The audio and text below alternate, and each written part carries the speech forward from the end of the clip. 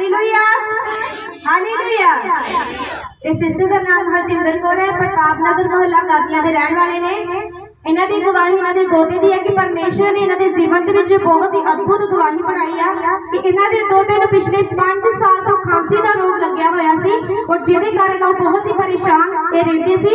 5 साल हो गए सी खांसी उन्हें लगी ही रहंदी सी, कदी भी नहीं सी हटदी। और जदों तुसीं डॉक्टरां दे कोल जांदे सी डॉक्टर तुहानूं की कहंदे सी?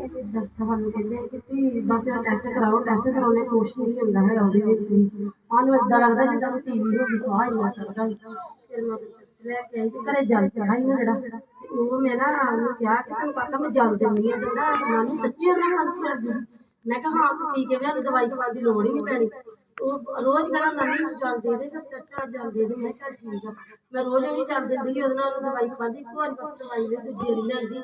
ਉਹ ਦਵਾਈ ਦੇਣ ਦੀ ਲੋੜ ਹੀ नहीं पई, उदों दी फस्ट जी को दवा के ठीक हो गया। हालेलुया। 5 साल तो बच्चे नूं खांसी दा रोग लगा सी, जदों डॉक्टर दे कोल जांदे सी